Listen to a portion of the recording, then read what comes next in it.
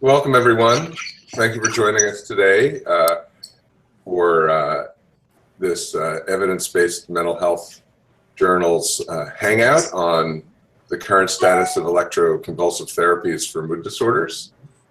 Today we're joined by our lead author of a recent paper that we have, Dusan Kolar. He's an associate professor in the Department of Psychiatry at Queen's University in Ontario and attending psychiatrist in the inpatient and outpatient mood disorder service, as well as the ECT and TMS services there. We are joined by a number of distinguished researchers and clinicians from around the world, including Tom Birkenhager, who's a psychiatrist at the depression unit of the Erasmus Medical Center in Rotterdam, also deputy director of psychiatric training there and visiting lecturer at Antwerp University in Belgium. Also, in a few minutes, we will be joined by Declan McLoughlin, who is research professor of psychiatry at Trinity College, Dublin, and St. Patrick's University Hospital. His research interests include randomized clinical trials, meta-analyses, and molecular mechanisms of action of ECT. Also from the United States, Harold Sackeim, a distinguished professor in the Department of Psychiatry and Radiology at the College of Physicians and Surgeons at Columbia University. He's the emeritus chief of the Department of Biological Psychiatry of the New York State Psychiatric Institute and the founding editor of Brain Stimulation, Basic, Translational, and Clinical Research in Neuromodulation. Also, we're joined by Rupert McShane, who's a consultant psychiatrist in Oxford, who leads the ECT service there, does a number of has his hands in a number of clinical settings, including having a great interest in ketamine for depression and in dementia. He's honorary senior lecturer in the Department of Psychiatry at Oxford University and coordinating editor of the Cochrane Dementia and Cognitive Improvement Group. Also, we're joined by our editor-in-chief, Andrea Cipriani, who's associate professor of psychiatry at Oxford University. I'm Michael Ostacher. I'm an associate professor of psychiatry at Stanford University, and I'd like to open this by inviting Dusan to review his paper for us, which was recently published in Evidence-Based Mental Health. I'd like to remind people that you can follow us live on YouTube. The link's available on our website at Evidence-Based Mental Health. Also, if you would like to communicate with us during this, please follow us on Twitter at EBMentalHealth using the hashtag EBMHchat. Use the hashtag EBMHchat. We'll be able to, in the midst of our discussion, respond to any questions that you have in the audience. So Dusan, why don't you start us off? So thank you, Dr. Ostacher and Dr. Cipriani, for bringing us together and bringing this important topic to the attention of the participants of this educational program. In the article that was published earlier this year, I tried to collect data on the usage of ECT in mood disorders from a number of studies. And the main emphasis of this review is on the cognitive side effects and the continuation ECT. First of all, I would like to explain briefly my reasons for writing this paper. I'm a mood disorder psychiatrist, and I'm providing all types of treatments for patients with treatment-refractory mood disorders, including complex medication regimes, ECT, TMS, ketamine, etc. Also combination of medication and psychotherapy. But although I'm seeing ECT patients 3 times a week, I have a big workload of ECT patients, I still cannot say that I would identify myself specifically as an ECT psychiatrist. You know, among clinicians, in mood disorder psychiatry, there are many of them who prefer ECT only for severe depression with catatonic features, psychotic features, with acute suicidal ideation, and in general, they are more in favor of pharmacotherapy, and there is always a certain number of psychiatrists who believe that ECT is the answer for all patients' problems, and they may prescribe ECT if 2 trials of medication with no augmentation failed, and then keep the patients on ECT for a long time. These ECT clinicians may have a paternalistic approach with a tendency of persuading the patients that receiving ECT is their best interest. There is no doubt, that for some patients, ECT is life-saving treatment. But it seems to me that sometimes this view is highly generalized in the ECT culture. Therefore, I wanted to explore what would be the realistic approach in prescribing ECT for mood disorder patients. So in the article, I hope that it's visible that there is no doubt that ECT is an effective and valuable treatment option for patients with severe depression, treatment-resistant depression, where all other treatments failed, and I think that I clearly emphasized that in this paper. I outlined few concerns about ECT. First one is memory and non-memory cognitive impairments associated with ECT and the lack of easy applicable instruments in the clinical practice to detect and monitor these cognitive impairments. So recovery of reorientation is the easiest of all cognitive aspects of ECT to monitor, but even if we would have a delayed reorientation and lower baseline MoCA or SE as predictors of more significant retrograde amnesia, what would be the recommendation? Not to continue with ECT or continue with precautions. So there is no guideline, and everything is an individual assessment and individual ad hoc decision of the clinician. Then we are using Montreal Cognitive Assessment, mini-mental state examination, although these cognitive tests are screening instruments for dementia and not designed specifically for ECT. And there is also no recommendations how results are to be interpreted and used. I reviewed in the paper practice guidelines from APA, Canadian Psychiatric Association, NICE guidelines, Australian and New Zealand guidelines on ECT, and there is no recommendation on how cognition is to be assessed during the course of ECT and after ECT.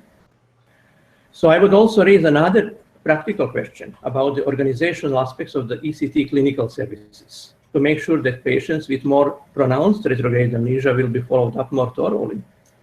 Using Columbia University autobiographical memory interview is commonly not feasible in routine clinical practice, short version possibly, but again, the same people who are administering ECT, they are seeing the patients for cognitive assessment, they are doing together with all other clinical duties, inpatients, outpatients, academic duties, and this limited time, and time is significantly limited, you know, and also many ECT services don't have available psychologists to have a proper cognitive assessment. And at some places, wait time for neuropsychological assessment could be at least few months or longer. So we also have some patients who may not recognize and detect in subjective level any long-term memory impairments during the first 10 sessions, and then they may start reporting evidence of severe retrograde amnesia. So anyway, Columbia University autobiographical memory interview and probably public events questionnaire for retrograde amnesia should be used in routine clinical practice, but I think it would be an ideal clinical setting, unfortunately. Then the lack of research of cognitive performance in patients on continuation maintenance ECT is very concerning. As far as I know, there is only one controlled study on the memory effects of continuation ECT. This is a Smith-Rasmussen study published in 2010. Anyway, I'm glad that Dr. Sackeim and Dr. McLoughlin will be here today, and we also have good discussion about cognitive side effects on ECT in San Diego last month, so I think that's worth to mention. Another concern outlined in my paper is the long-term maintenance ECT without a clear plan on how to discontinue treatment. Continuation maintenance ECT is still a treatment with little research evidence. Even if maintenance ECT is widely used in clinical practice, position statements and guidelines are lacking regarding the recommendations for frequency and duration. Finally, I would say that relapse rates after a long-term maintenance are still substantial and not significantly lower than relapse rates after short-term continuation ECT. And I think that we should accept the fact that for majority of patients with depression, ECT doesn't have long sustained benefits. With this little evidence on efficacy, safety, and with no existing guidelines on continuation maintenance ECT, how to reassure our patients that maintenance ECT is their best interest? And on the other hand, how to defend ourselves in case of any litigation? Some patients may respond to ECT, but there is no sustained benefits. Providing long-term maintenance for these patients is probably a common mistake. Many of these patients may have significant psychosocial issues as a key factor affecting treatment response, and these patients may respond better to the combination of medication and psychotherapy instead of considering maintaining benefits from ECT with weekly or biweekly sessions for a long time. Then in geriatric psychiatry, that's some different practice. There is a common practice of considering maintenance ECT for an extended period of time, commonly with frequent ECT sessions. The best example of this practice is Kellner-Price study, with administering ECT on a weekly basis or even more often for 1 year or longer. So my question is, could we apply this practice to a working age population of patients? So what I'm saying in the paper is that a smooth transition from continuation maintenance ECT to medication maintenance is essential, and significant medication adjustment is the best strategy in the process of tapering off ECT. The process of titrating maintenance ECT with a gradual increase in the time between sessions should be well coordinated with the medication adjustment, and in this way, the risk of relapse will be minimized, and the patient will be safely switched from maintenance ECT to medication maintenance. Not for all patients, but for, I would say, still majority of patients, it's possible. In real life, there is a tendency of prescribing long-term maintenance ECT for a few years or longer, obviously for patients who are good responders for an extended period of time, and then with no enough effort, no enough trial to establish medication maintenance over time. So that's my concern. You know, since there is no strong evidence of the efficacy of long-term maintenance ECT in preventing the recurrence of major depressive disorder, the medication maintenance should be considered probably as a long-term treatment option. You know, only in some cases where, you know, pharmacotherapy cannot be safely administered while ECT is well tolerated, is effective, patient has recurrent major depressive episode, never responded well to medication, and the patient remission can be maintained with monthly ECT sessions, probably it's a good way to consider maintenance ECT. Probably that's, you know, a brief description of what I was considering in this paper. So I will stop now and then we can discuss more. Well, that's terrific, Dr. Kolar. That was a very nice presentation of your paper, which raises some very important questions. I think the group would be delighted to take on. I think probably what I mean, my sense is the thing that's most sort of emphatic about your presentation and your paper itself is trying to discuss where we are in the state of things in terms of the impact of ECT on cognition, and I think from then we can move on to discussing the decision-making one has to make around maintenance ECT, if that's something that people decide is required, and following that we can lead into a discussion about issues of access to care and quality of care when we do that. Does that make sense? Anybody who would like to jump in, please do. So Harold, I'm gonna ask you to respond initially.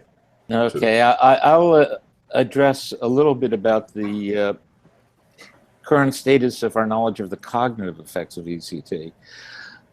This has been a moving target over the last few decades.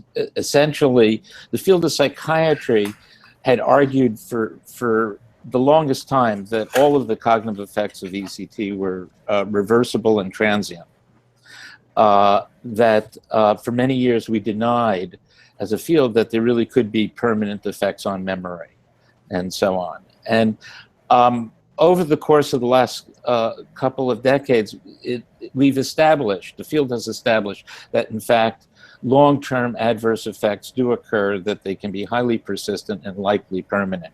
And the best evidence we have for that is with respect to memory for events in one's own life, retrograde amnesia for autobiographical information. And that led in 2001 the American Psychiatric Association Task Force to make the radical change and to highly recommending consent forms that patients be informed about this risk. And recent work, for instance, by Dr. McLoughlin in Ireland demonstrating differences between unilateral and bilateral many months after ECT and retrograde amnesia, this type of amnesia, confirmed that these types of persistent effects can occur. So the field has acknowledged it, and it should be part of all consent processes. At the same time, the field has moved way ahead in developing techniques that minimize the likelihood of these adverse effects. When I entered the field of ECT, to give you a sense, the average time it took a patient to know their name, where they were, what the day of the week was, to be oriented following a treatment was 8 hours for bilateral ECT and 6 hours for unilateral ECT. Now with ultra brief right unilateral ECT, the average is 10 minutes. That's been a drop decrease, and the time it takes to orient is one of our strongest predictors of the extent of long-term retrograde amnesia.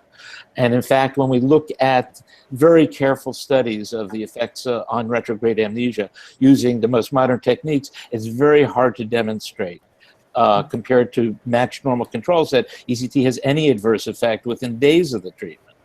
So we're in a position where, yes, we are acknowledging that, and we should, ethically, that there are risks of this, but we're doing away with the risks. And here the most important clinical issue is the sophistication of the practice. Because the more sophisticated the practice, the more likely we are to reduce the cognitive effects. And that's what I mean by it's a moving target. The more we essentially adopt the newer techniques, the less cognitive effects we're going to have. So that's sort of my perspective on the cognitive effects. The much harder issue, and it is an issue everywhere in the world, is what should be the requirement for neuropsychological testing in the ECT patient in this context. And there's no real resolution on that. Every society, psychiatric society, has its own take on that. Clinically, at the minimum, it is certainly recommended that any clinician treating an ECT patient informally assess impact on cognition. These are things that you can see in a patient if they're reporting memory loss, if they have gaps in their memory for past events, if they don't remember trips they've taken, and so on. These are things that, at minimum, aside from formal neuropsychological testing, should be documented by bedside examination. Rupert, did you have a comment? I noticed you adjusting your computer, so. Yeah, no. That was really. I agree with almost all that was said, and in particular the problem of how you present guidelines across national psychiatric centres when there's the evidence is really not good enough for particular ways of assessing that cognitive function.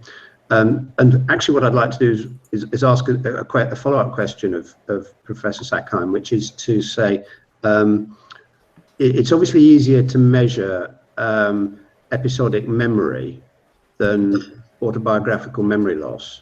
So, you know, from a practical point of view, to what extent do you feel that the time to orientation after ECT correlates with the episodic memory, and to what extent does the episodic memory impairment correlate with autobiographical memory loss? And if those are not correlated with each other, why not?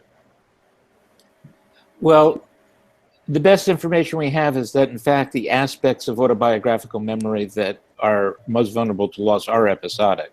It's events that people have experienced, as opposed to knowing an address or a list of names. And so those are highly related phenomena.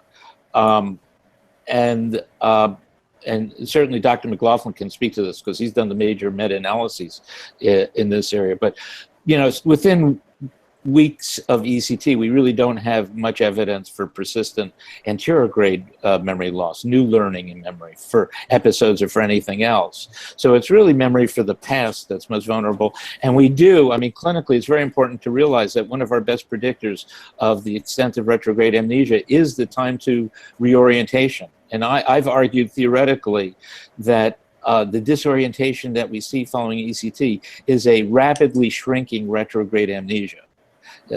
Patients typically, when they wake up, are younger than they truly are. They don't know. They may be speaking their first language, particularly in the old days when we had more invasive forms of treatment. That in fact they age in front of you, and that's not a psychodynamic issue. That's really a shrinking retrograde amnesia. It reminds me of Barry Reisberg's notion of retrogenesis in dementia, what you're talking about. But it still I just face a clinical problem, so I'm going to put my clinical problem to you, the expert. If I have a patient who has really quite marked episodic memory impairment, do I simply say, oh, don't worry, it'll get better?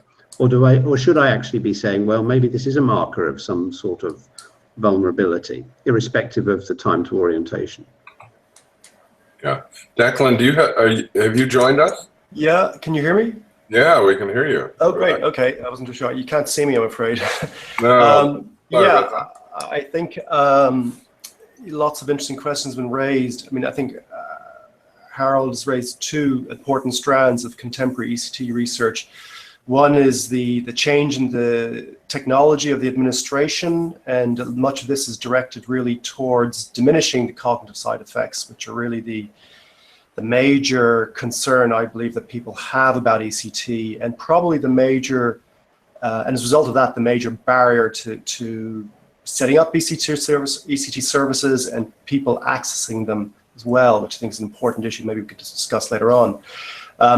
With regards to the cognitive side effects, I think Harold Rupert mentioned, we did publish a meta-analysis looking at this issue about 6 or 7 years ago, and there's no doubt, and I should say in the meta-analysis we did, I think this is slightly just before the time of the studies that ultra-brief pulse ECT came out.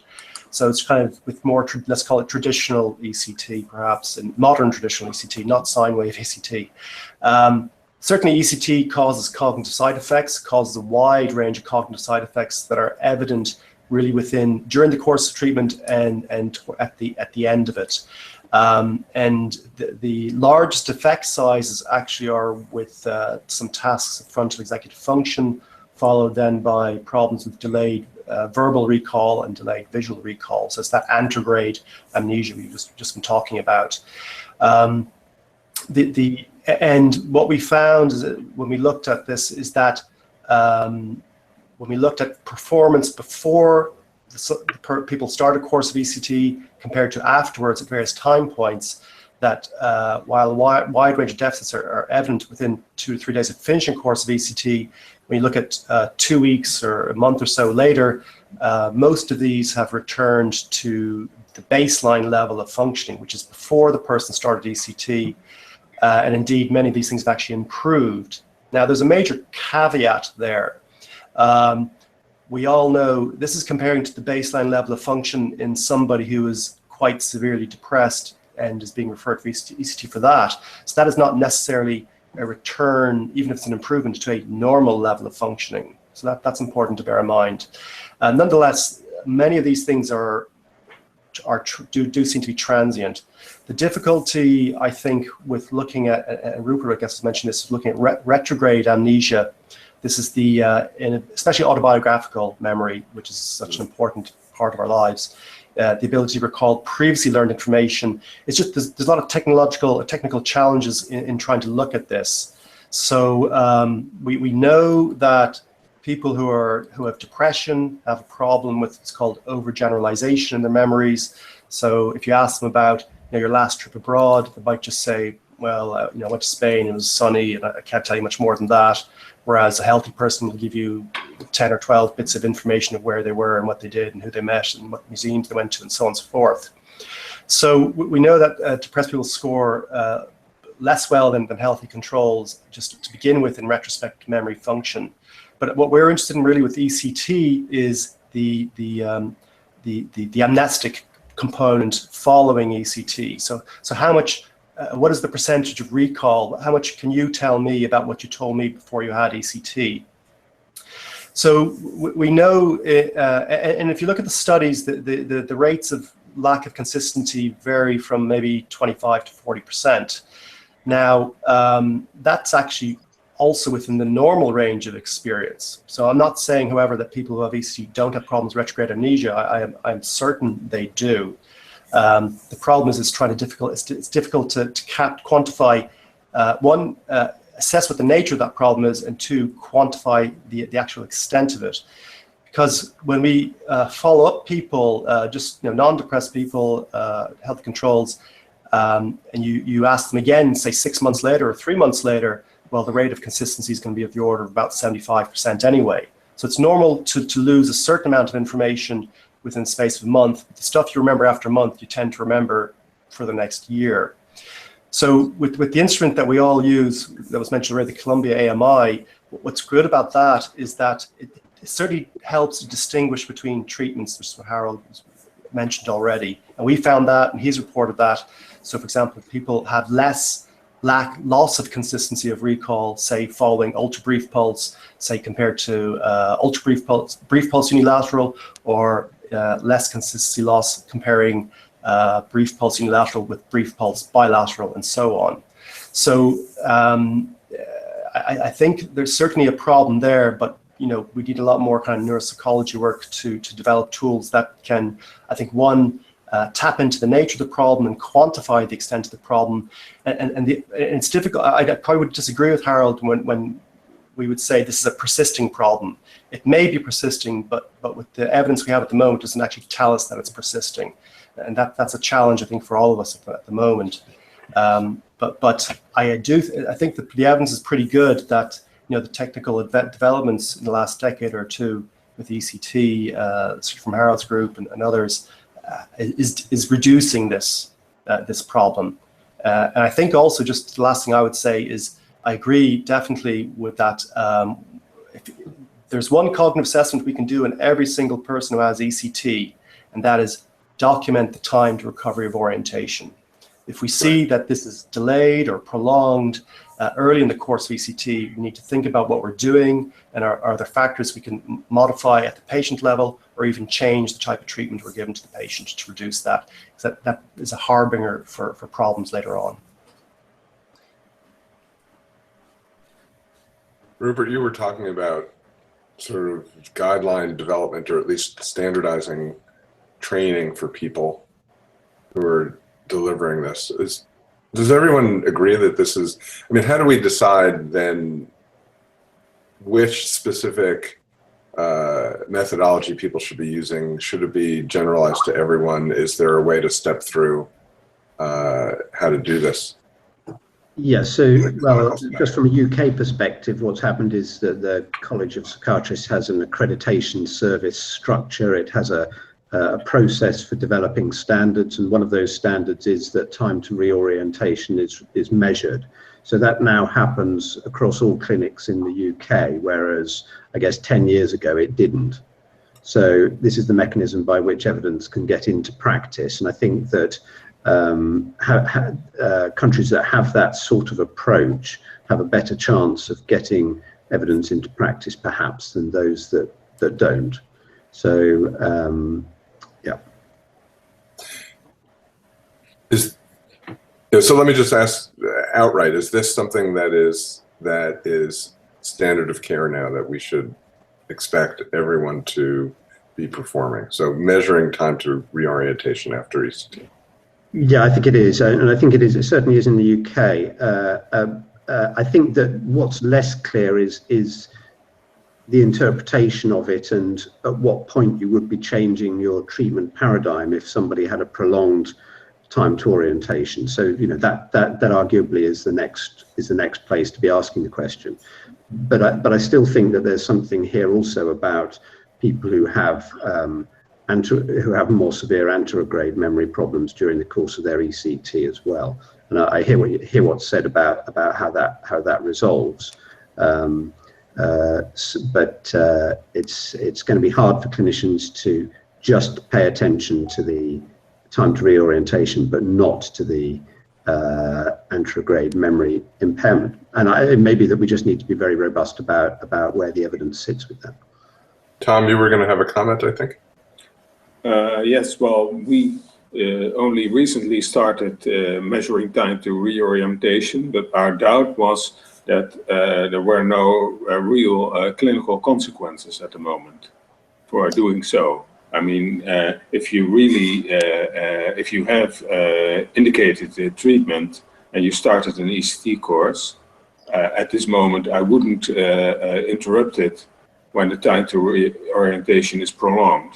I think that there's also another important thing, which was also put in Dr. Kolar's paper, but it hasn't been brought up until now, and it's the indicating the right patients for ECT, and really reserving it for severely depressed patients with melancholic features, and not giving people ECT who ask for it. Could I answer that a bit? Everyone, jump in. Well, I would say this is another challenge in the field. We don't actually know, the data that's out there isn't really great on predicting response to ECT, apart from maybe having catatonia, and that's probably about it. You know, traditionally we think, oh, melancholia and having psychosis are good predictors, but actually they're not, is my understanding, looking at certainly the most recent meta-analysis I've seen. I don't think it's published yet. But what is a good predictor actually of response to ECT is age, older age. People over the age 65 respond much better to ECT than younger people. Now, whether that's a function actually related to age or due to diagnosis is probably up for debate. Certainly, interesting enough, in the PRIDE study that was just mentioned, which is like in the open phase of that, there's about a 60%, I think, remission rate with ultra brief pulse ECT in that population, which I must say I was amazed to hear that. I was very pleased to hear that. In our own trial recently, our overall, with about 140 people in it, and a very much pragmatic trial trying to reflect real world practice, our overall remission rate with ECT was only 45%, which is similar to the New York community sort of studies. But if you looked at the people over 60, the remission rate was 65%. So there's certainly something that older adults respond very well to ECT. And I suppose those who are practitioners in old age psychiatry are much more familiar, I think, with the powerful benefits of ECT than our general adult colleagues. So I think, if a patient asks for ECT, certainly you need to question whether that's a reasonable thing to do. But if they have treatment-resistant depression, which is genuine treatment-resistant depression, the chances of getting better with ECT are probably better than the fourth or fifth antidepressant or psychological treatment they're going to try. Well, Yeah, I think. Good. I just want to jump in on that point.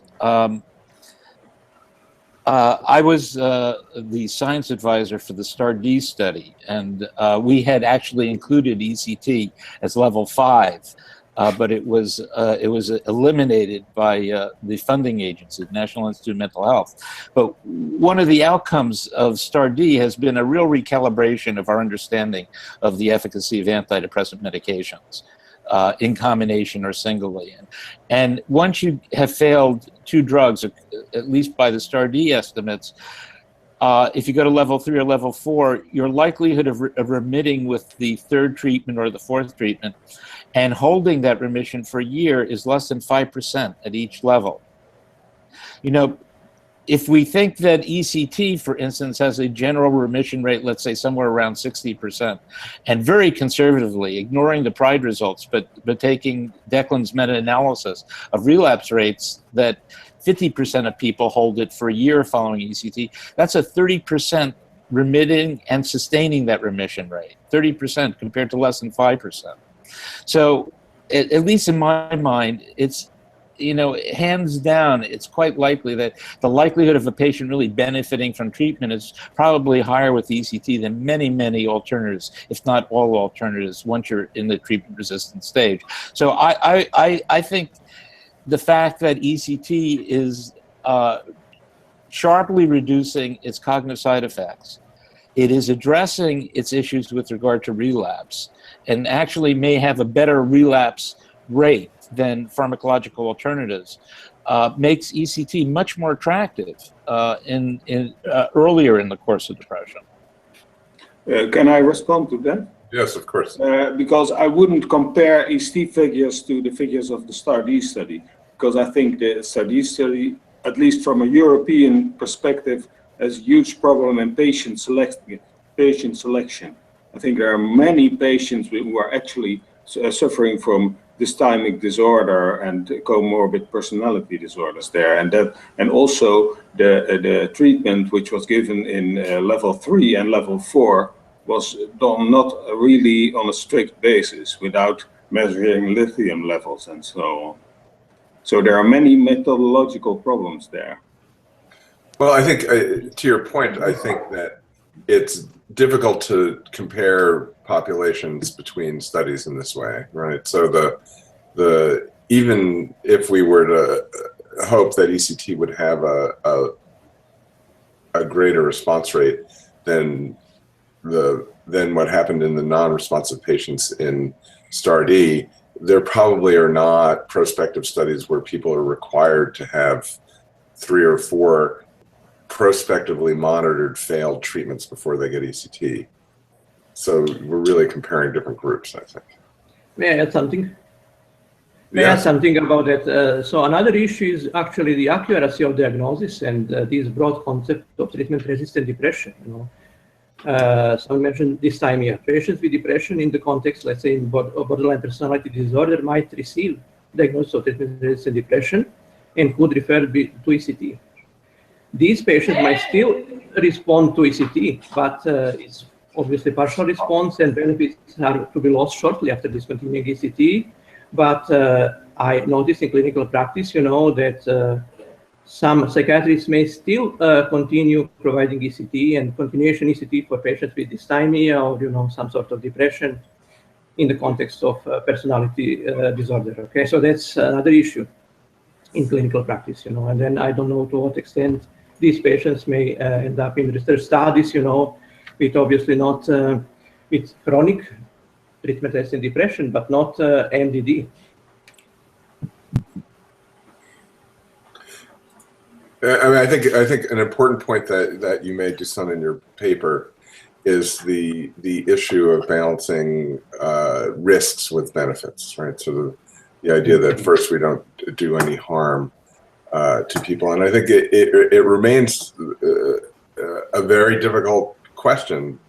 I think even if it were the case that ECT was much more effective for depression, do what we understand about the consequences of its use still outweigh are those outweighed by the potential benefit for depression reduction? And I think I think from the data, do we have enough information to be able to have certainty about that? Somebody jump in. I would say, this Declan, can you hear me? Yes, of course. Yep, okay. I think from a medical point of view, ECT is actually a safe treatment. By and large, this is an elective procedure. So if a patient has any medical comorbidities, the management of these can be optimized before somebody has ECT. And probably as a result of that, the actual mortality rates associated with ECT are very, very low. So that's certainly an important thing to tell patients. It actually is a medically safe procedure. The other aspects of safety then are really to do with the cognitive side effects. And I think you've got patients who are severely depressed, you really have to balance out the risk benefit of the cognitive side effects of ECT versus the cognitive side effects of chronic being depressed, being severely depressed, having what is essentially a toxic brain condition for several months on end, and the effects that has on your hippocampus and other brain functions. And we do know that people who have depression recover from it, who do have cognitive deficits. So I suspect that the more of these severe episodes one has, and the longer they go on for, your brain is being damaged at some level. There is certainly some evidence that ECT might mediate its effects through neuroplasticity mechanisms, which may well be beneficial to function of the brain as well. And it could be that the evidence seems to be showing that we can start dissociating the kind of cognitive effects of ECT from the therapeutic effects of it. So hopefully we can probably optimize, for example, ultra-brief pulse a bit more, or look at other things like some people are looking at current and so on with ECT to try and further optimize it to maintain its undoubted effectiveness, but still continue to minimize the cognitive side effects. And I think in the next decade or so we'll see a lot more advances in that area that will come into clinical practice. So, I think patients need to be given all this information to weigh the pros and cons of the treatment and consider the damage that's happening when you're severely, depressed, both physically and mentally.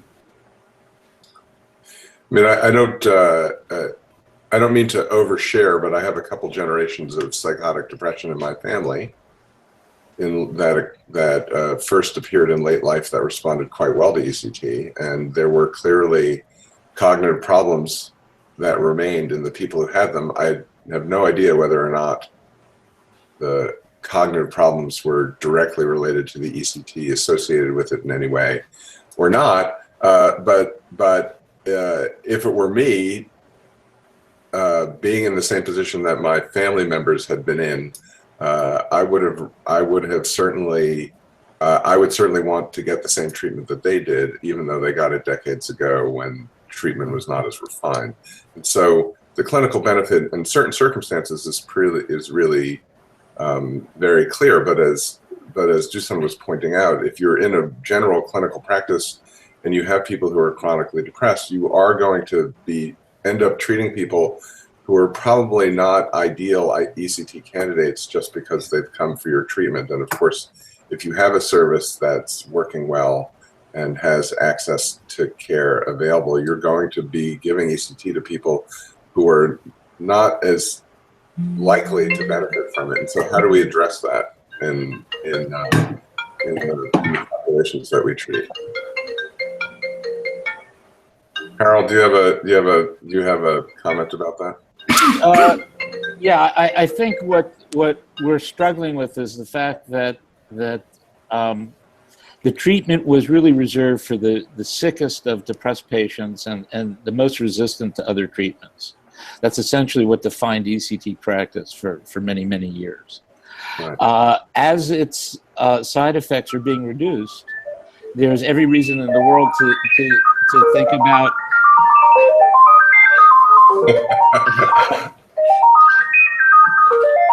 I think the Church of Scientology is calling. Yeah, you may perhaps. Okay, as its side effects have diminished with time, and the fact that we know that it's our most effective antidepressant and it's our most rapid-acting antidepressant, there certainly is going to be issues as to what are the boundaries of its use.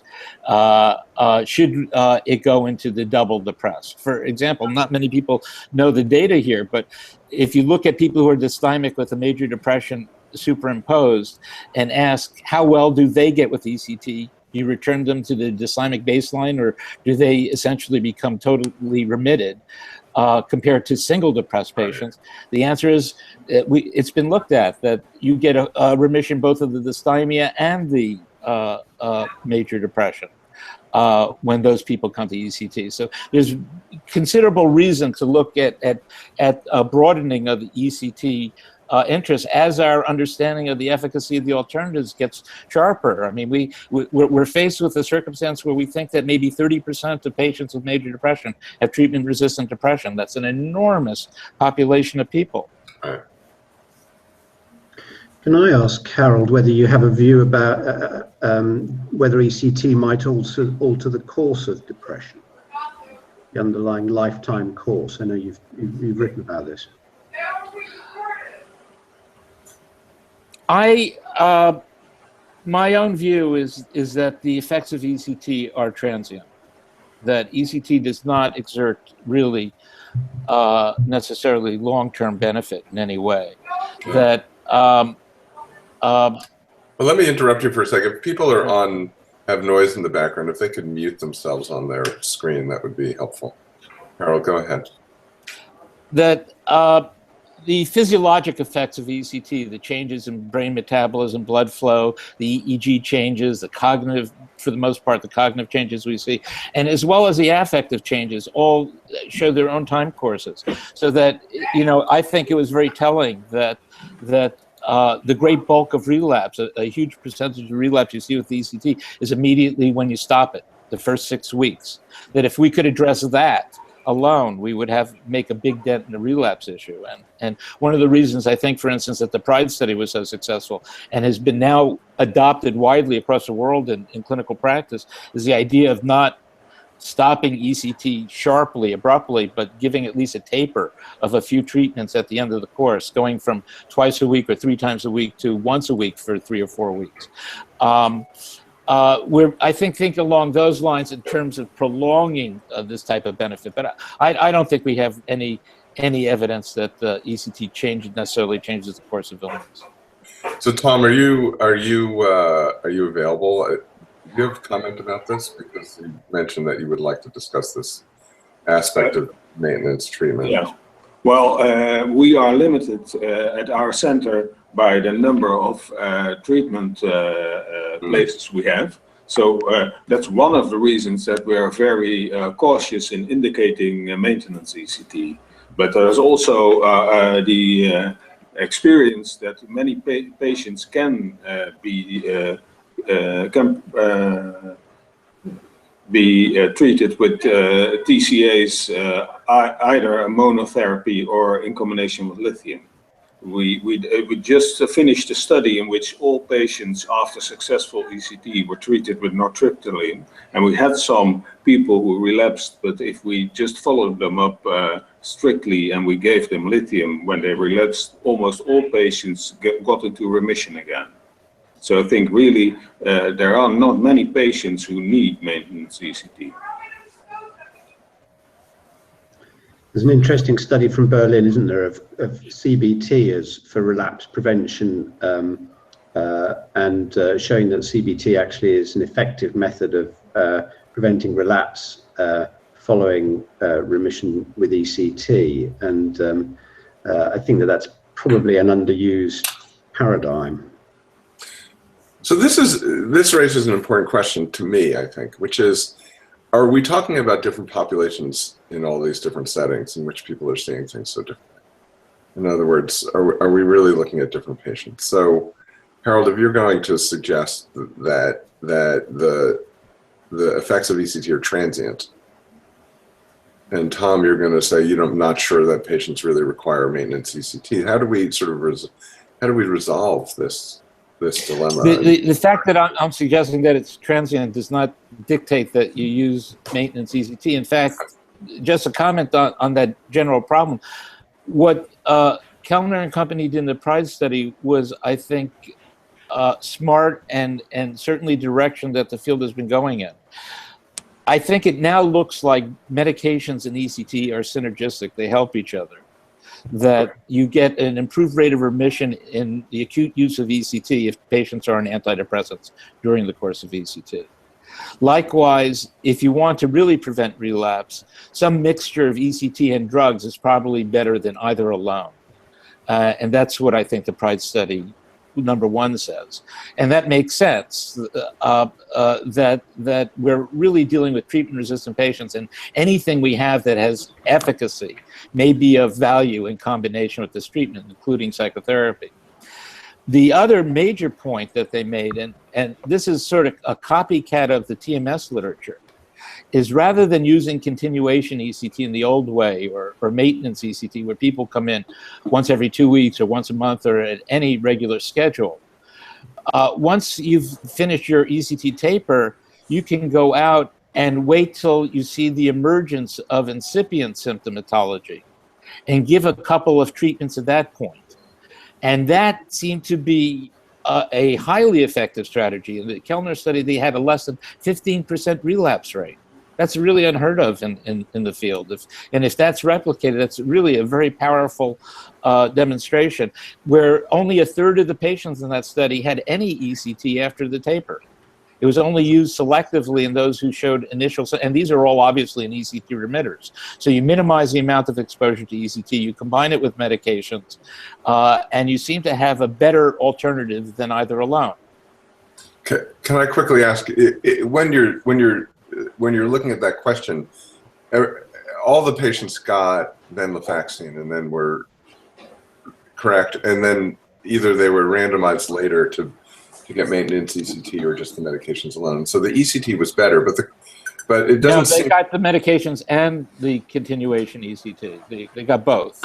they got versus they the got both. medications. Versus the And then medications. And then in phase 2, they either they either got but what you didn't study was ECT alone. I know everybody got medication.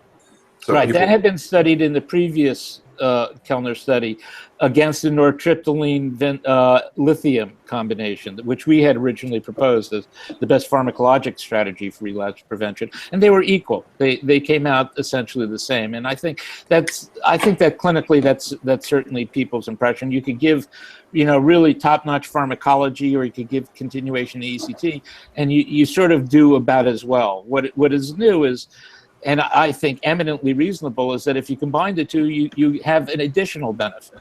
And there's no reason, if you're giving continuation ECT, quote unquote, not to have the patient on pharmacology, the best pharmacology you can, particularly if you're only using the ECT so selectively when you see symptom emergence. Dusan, do you have a comment about that? Yeah, I just wanted to summarize. Okay, we have consensus that ECT has transient effects, and that maintenance ECT is a possible solution. And a couple of you mentioned the PRIDE study. Okay, this is geriatric psychiatry study. But what to do for patients in working age group, patient in his 40s, patient has some memory issues, but significant benefits from ECT. Should we continue administering ECT for years for these patients? Or I can remember one patient with depression, severe melancholic depression with psychomotor retardation, who responded very well to ECT.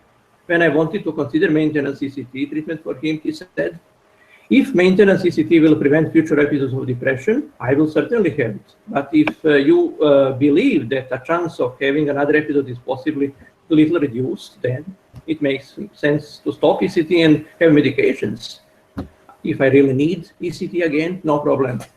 And I as far as I can remember, he has been stable for almost 4 years on medication treatment. So there are good examples, but you need to hardly work on medication adjustment. So I'm not sure if, results of PRIDE study are applicable to population of younger patients. That's my comment. Declan, do you have a comment? Yeah, I think that's a fair point. And I think we certainly see, I said earlier, that the remission rates with ECT in older adults is different from that to younger adults. So there is a clear biological difference there. I think it's not just age. To put a historical perspective on this, the issue to do with relapse following ECT, when we looked at this a couple of years ago, there's actually a trend for relapse rates following ECT to have risen over the last 3 decades. So if you look at people having ECT in the 60s and 70s, relapse rates are much lower than they are now. In the modern era ECT, I'm talking about brief pulse ECT, not sine wave and so on, the relapse rate is about 30% at 3 months, 40% at 6 months, and 50% at 12 months. For patients who do remit following ECT, who aren't on any antidepressants, 80% will relapse within 6 months. If you're on an antidepressant, 40% will relapse within 6 months. So you definitely need to have some antidepressant strategy of some sort or another to stop people from relapsing. We'll have the relapse rate straight off. So that's an important takeaway clinical point. I think intuitively it makes sense, and the PRIDE study has probably indicated that combining 2 approaches, ECT plus pharmacotherapy, is better than either alone. So the other option is maybe to add in some sort of CBT or whatever there as well. Maybe you'll amplify that a bit more. What we don't know, though, at this stage is what's the best sort of preventative pharmacological strategy. We just don't know. There's not that really you guys there have already talked about all the studies pretty much that are there. But what we do know, I think we need to distinguish between perhaps continuation ECT for somebody, or tapering off ECT and somebody's had a course of ECT. Certainly from the the preclinical animal model literature, we know that you need to have repeated administrations of ECS, say in rat, to elicit robust kind of molecular and cellular changes. So there's certainly something to having repeated sessions with ECS, certainly, and I'm sure the same applies to humans, to get the required brain changes that are associated probably with the antidepressant response. And the problem is that, you know, you get somebody better and then you withdraw this from them, and not surprisingly, they do relapse. So certainly it's probably makes some sense, although I guess this has probably not been formally tested, to compare just tapering off ECT, like 4 single treatments once a week versus none, and see what the relapse rate might be there. Because the high risk period is the first 6 to 12 weeks. That's where the bulk, 60% of people are going to relapse. That's when they're going to relapse. So I think that's where we need to concentrate the efforts in terms of preventing relapse, probably. And sorry, I suppose the other point I'd say is, so maintenance ECT is probably something different. Certainly our clinical practice, and I think this would probably be the same in the UK, is that what you have in clinical practice maintenance ECT is a very biased sample. They're a self-selected group of people who are classical ECT responders. So you've got that on the one hand, and on the other hand, they have recurrent, relapsing, remitting depression that responds pretty much only to ECT. And in this particular patient group, who respond only to maintenance ECT, they do remarkably well with this. I'm talking about the person who's like had 20 admissions to hospital, responded only ever to ECT, they go on to maintenance ECT and have no more admissions to hospital except to have ECT once every few weeks. And we probably all have, but this is a very particular patient group, but they do truly remarkably well with this approach. And I don't think they have any problems with cognitive deficits associated with ECT. We have a couple minutes left. Rupert, I was going to ask you to comment about sort of access to care and how we can make sure that this treatment is available. You can talk about your own experience, I think. Yeah, I think it's the key issue. I think that you know, there's no doubt that the availability of ECT goes down, its use goes down. As its use goes down, psychiatrists get less familiar with using it, and as they get less familiar with using it, they use it less, and it's a vicious, it's an unhealthy cycle. So I think that the way of trying to deal with that, and one which we're trying to explore in the UK at any rate, is to insist that people who have higher training in psychiatry have further exposure in ECT rather than just at the beginning of their psychiatry training. So, you know, in the UK, there are an estimated 58,000 people with stage 4 resistant depression, of whom only 1,800 are getting ECT. And the number of people having maintenance ECT is about 150 in the country. You know, so these numbers show just the drama of untreated depression. Right. I think that there's a sort of unholy alliance that can occur between the stigma of that still remains. You know, we'll all have the experience of everybody saying, "Oh, are you still doing ECT?" I think that, you know, the efforts that Professor Sackeim makes to publicise the benefits are absolutely key. That sort of advocacy is really critical, but we also have a training need in order to try and stem the tide. Right. Harold, you had actually mentioned before we began that 8 out of 9 general hospitals in the United States do not provide ECT as a treatment for the patients who are admitted to psychiatric units there. Yeah, it's actually 9 out of 10. I mean 8 out of 10. Sorry. Yeah, I had that in my head, but I didn't say it. So, I mean, so what, do you have a? I mean, so this sounds like there ought to, you know, in spite of the limitations of our data and our you know, which I think remain, the most important point is that this treatment is remarkably effective, that the cognitive side effects have been mitigated as the treatment itself has evolved to include brief pulse and ultra brief pulse away from sine wave. And yet the availability of the treatment remains remarkably low in spite of that. And so this really sounds like a call to action. Just another fact, and the United States obviously is going to be different than other countries in this respect, but one of the best predictors of your likelihood of getting ECT in America is the median income of your zip code. The higher your income, the more likely you are to receive ECT. Which is, there's an irony in that, right? Right, exactly, because it's always been presented as being inflicted on the destitute and the poor, exactly, and so on. Exactly. Well, yeah, you have another comment? Dusan. Yeah, actually in Canada, at least in Ontario, ECT services are easy accessible. Fortunately, and our patients actually don't need to wait, After getting a referral from general psychiatrist, patient can start ECT immediately.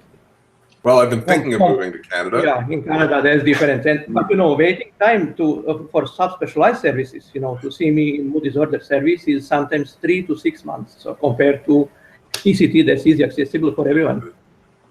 Well, I have been thinking of moving to Canada, so that seals it for me. Here we go. I think this is we're out of time. I think this has been a remarkable hangout from a number of levels.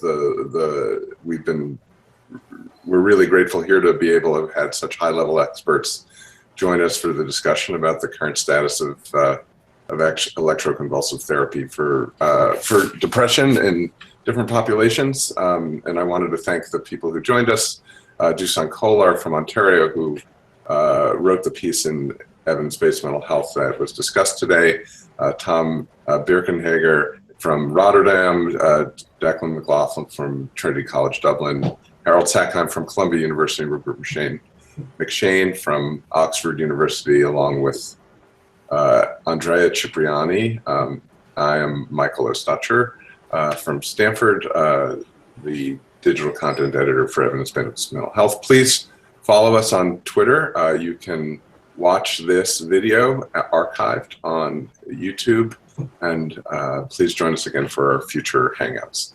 Appreciate your joining us. Bye.